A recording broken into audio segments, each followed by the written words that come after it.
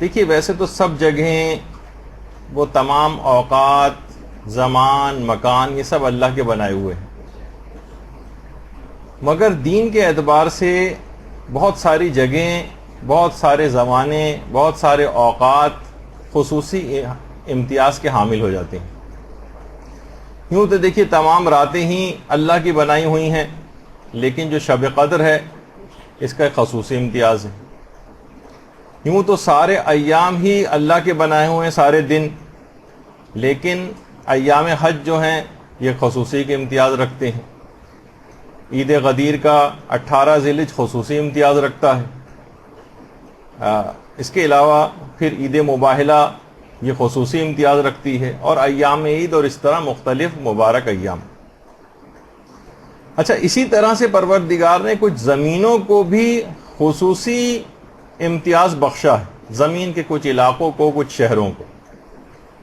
انہی میں سے ایک شہر قم بھی ہے، قم بھی اسی میں شامل ہے، اور یہی وجہ ہے کہ ہمارے چھٹے امام، امام جعفر صادق علیہ الصلوۃ والسلام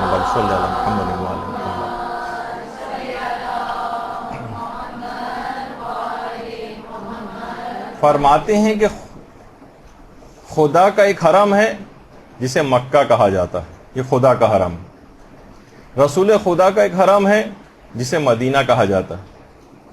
امیر المومنین کا ایک حرم ہے جو کہ کوفہ ہے۔ اسی طرح سے ہمارا بھی ایک حرم ہے جس کو قم کہا جاتا ہے۔ قم یہ سارے ائمہ کا حرم۔ اور چھٹے امام نے یہ جملہ بھی ارشاد فرمایا ہے کہ خدا نے قم کو دوسرے شہروں پر حجت قرار دیا ہے، اور وہاں کے لوگوں کو تمام جن و انسان پر حجت قرار دیا ہے۔ یہی وجہ ہے کہ کتنے ایسے واقعات بھی ملتے ہیں، اور علماء میں بات مشہور بھی ہے، جنوں کو تک کے اوپر یہاں کے لوگوں کی حکمرانی ان معنوں میں بھی کہی جا سکتی ہے، جیسے کہ مرحوم آغا بزرگ شیرازی کے متعلق کہا جاتا ہے کہ جن بھی ان کی تقلید میں تھے، اور باقاعدہ وہ اپنے گھر کے تہہ خانے میں جاتے تھے جہاں جن حاضر ہوتے تھے، اور ان کو وہ احکامات شریعت بھی سکھاتے تھے۔ اسی طرح سے یہ بھی فرمایا تھا ہمارے چھٹے امام نے کہ عنقریب کوفہ مومنین سے خالی ہو جائے گا۔ ایسے حالات کسی زمانے میں ہو سکتا ہے کہ پیدا ہوں کہ کوفہ سے مراد نجف کا علاقہ بھی، خدا نہ خواستہ کبھی ایسے حالات پیدا ہوں تو امام بہرحال جو روایت میں جملے آئے ہیں کہ عنقریب کوفہ مومنین سے خالی ہو جائے گا، اور علم وہاں اس طرح سے جمع ہو جائے گا، اس طرح سانپ اپنے بل میں خود کو لپیٹ لیتا ہے۔ پھر امام فرماتے ہیں کہ پھر یہ علم ایک ایسے شہر میں ظاہر ہوگا جس کو قوم کہتے ہیں، اور پھر وہ شہر علم و فضل کا مرکز قرار پائے گا۔ تو بہرحال زائر کو دیکھیے، جو بھی وہاں جا رہا ہے، قوم جا رہا ہے، اس کو ایک معرفت ہونی چاہیے کہ کس شہر میں جا رہا ہے، وہ اس کے قدم کس سرزمین کے اوپر ہے، اسے وہاں کے شہر کی معرفت ہوگی تو وہ جا کر اس کی زیارت کا حق ادا کر سکے گا۔ دیکھیے بہت سارے شہر ایسے ہیں، دیکھیے آپ نے ایک جملہ سنا ہوگا جس کے اوپر قرآن کی آیات بھی ہیں، جسے یوم الست کہا جاتا ہے۔ الست بربکم، کیا میں تمہارا رب نہیں ہوں؟ تمام ارواح کو پروردگار عالم نے خلق کرنے کے بعد ان سے اقرار لیے تھے۔ سب سے پہلے روایت میں ہے کہ جس شہر نے ولایت امیر المومنین کو اس دنیا کے جس شہر نے سب سے پہلے قبول کیا ہے وہ شہر قوم ہے۔ ولایت امیر المومنین علی ابن ابی طالب علیہ الصلوۃ والسلام۔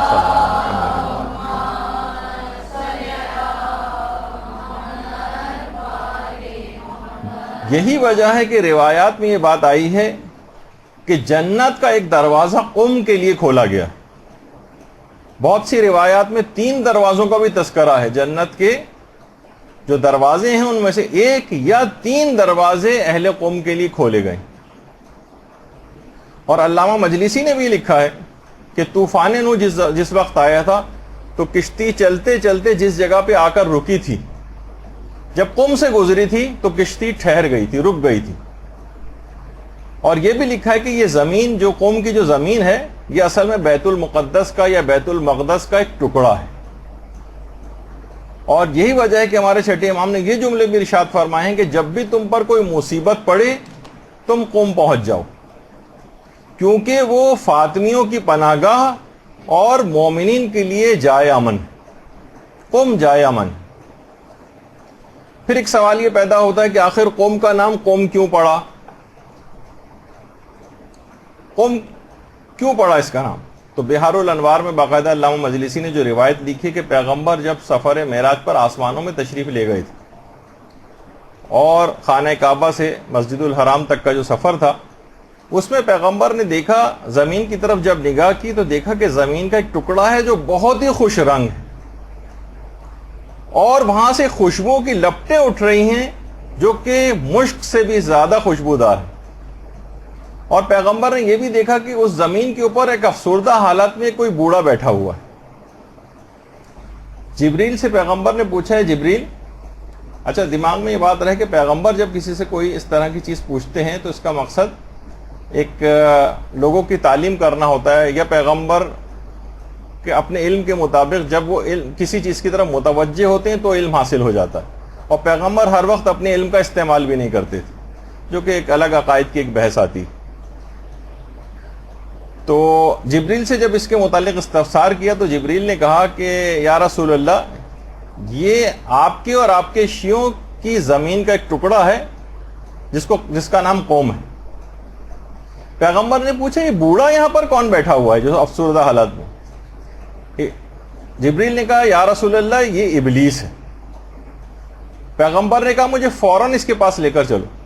چشم زدن میں جبریل نے پیغمبر کو ابلیس تک پہنچا دیا، تو پیغمبر اس کے پاس گئے اور کہا قم قم یا ملاؤن، اے ملاؤن یہاں سے اٹھ جا اور جا کر دشمنان شیعہ کے اموال و خواتین میں شریک ہو، کیونکہ میرے اور علی کے محبین پر تیرا کوئی تسلط نہیں۔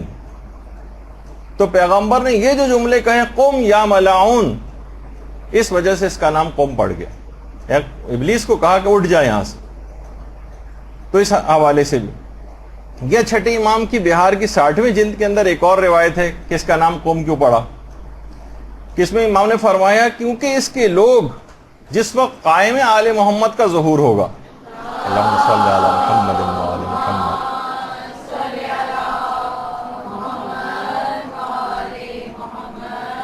تو یہاں کے لوگ قیام کریں گے ان کے ساتھ، اس پر ڈٹے رہیں گے اور اپنے امام کی مدد کریں گے۔ اس وجہ سے بھی اس کا نام قوم رکھا گیا، قیام کرنے والے افراد۔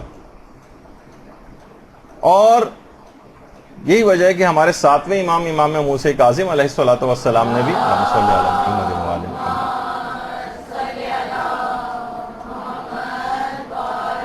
یہ فرمایا ہے کہ قوم آل محمد کا آشیانہ اور ہمارے شیعوں کی پناہ گاہ ہے۔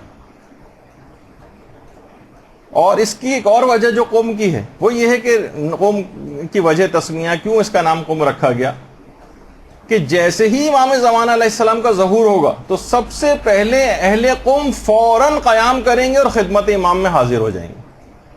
درود بھیجیے محمد و آل محمد۔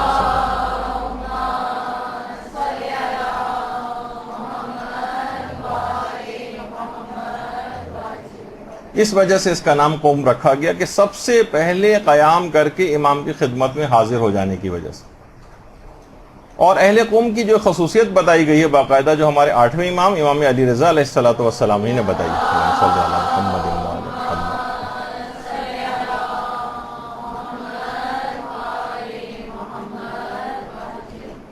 کہ جنت کے 8 دروازے ہیں، جس میں سے ایک اہل قوم کے لیے، اور بہت سی جیسے کہ میں نے کہا کہ روایات میں 3 دروازوں کو بھی تذکر آیا۔ پھر امام نے فرمایا فَطُوبَى لَهُمْ ثُمَّ طُوبَى لَهُمْ ثُمَّ طُوبَى لَهُمْ، پس خوشخبری ہو اہل قوم کے لیے، خوشخبری ہو اہل قوم کے لیے، خوشخبری ہو اہل قوم کے لیے۔ یعنی 3 دفعہ ان کے لیے امام نے خوشخبری کا لفظ اہل قوم کے لیے جو ہے وہ استعمال کیا۔ لیکن یہ بھی کہا جو ہمارے چھٹے امام نے کہ کوئی ظالم جب بھی کبھی اہل قوم کے لیے برائی کا ارادہ کرتا مگر یہ کہ اللہ جلد ہی اس کے اوپر عذاب نازل کر دیتا۔ یعنی کوئی بھی ظالم اگر اہل قوم کے لیے برائی کا ارادہ کرے گا، اللہ بہت جلد اس پر اپنا عذاب نازل کرے گا، بشرطے کہ یہ لوگ اپنے دینی بھائیوں سے خیانت نہ کریں۔ یعنی اہل قوم پر یہ خصوصیت اس وقت تک رہے گی جب تک کہ وہاں رہنے والے افراد ایک دوسرے سے خیانت نہ کریں. جیسے کہ ہر چیز میں کچھ حدود و قیود اور شرائط ہوتی ہیں، اس لحاظ سے ایک شرط خصوصیت کے ساتھ یہ بھی بتائی گئی. اور یہ بھی کہا گیا کہ اہل قم وہ افراد ہوں گے جن کا حساب و کتاب ان کی قبروں ہی میں ہو جائے گا اور وہاں سے وہ سیدھے جنت میں پرواز کر جائیں گے. اہل قم.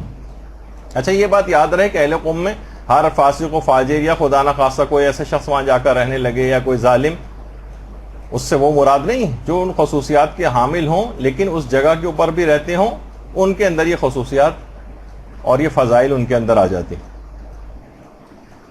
اچھا اسی طرح سے یہ بھی کہا کہ خدا اہل قوم کی برائیوں کو نیکیوں میں تبدیل کر دے گا، اور ان کے لیے بہت جملے استعمال ہوئے ہیں روایات کے اندر کہ ہم اہل رکوع و سجود و قیام و قعود ہم الفقہاء الفہما. یہ بہت ساری الگ الگ طریقوں سے روایات جو ہیں وہ آئی ہیں.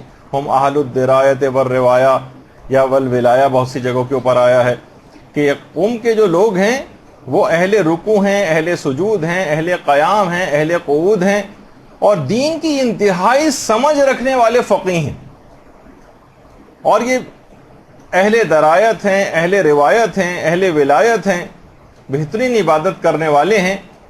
آپ دیکھیں کتنے فضائل قوم کے بیان ہو رہے ہیں، اور آپ لوگ حیران ہوں گے کہ آج کل بہت سارے ایسے افراد، کم علم قسم کے افراد، وہ باقاعدہ ان قوم کے مجتہدین کا مذاق اڑایا جاتا ہے، ان کو سر جو ہے برملا اور لوگوں کے سامنے یا کچھ دینی پروگراموں میں ان کو گالیاں دی جاتی ہیں، کیا کچھ کیا جاتا ہے.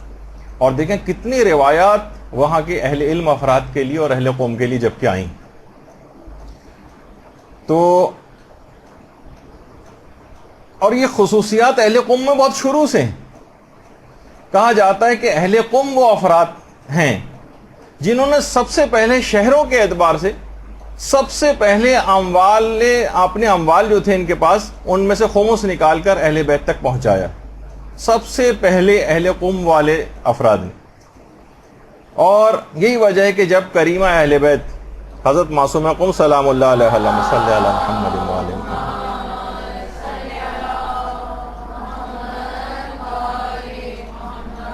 یہاں پر آئی ہیں قوم، تو اہل قوم نے اپنی زمینوں کو اور اپنی املاک کو ان کے لیے وقف کر دیا تھا.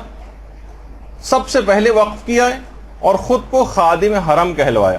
یعنی اہل قوم افراد کے اندر واقعتاً شروع ہی سے ایک نورانیت رہی، اور بہار میں بھی ہے اور مختلف روایات کتابوں کے اندر بھی ہے کہ روایت میں یہ تک آیا ہے کہ لولا القمیون لضاع الدین.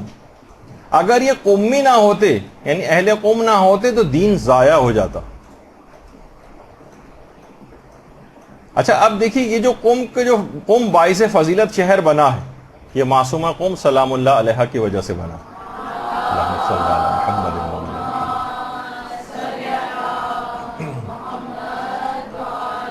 اور اہل قوم معصومہ کی وجہ سے شرف و فضیلت کے حامل ہوئے. یہی وجہ ہے کہ امام خمینی کا باقاعدہ جملہ ہے کہ آج تک جو کچھ بھی مجھے حاصل ہوا ہے وہ سب کا سب معصومہ قوم کی زیارت کا صدقہ ہے. یہ باقاعدہ جملہ امام خمینی کا، یہ صدقہ ہے معصومہ قوم کی قبر کی زیارت کا، کہ جتنا بھی کچھ مجھے حاصل ہوا اس وجہ سے حاصل ہوا. برحمتک یا ارحم الراحمین وصلی اللہ علی محمد وآلہ الطاہرین.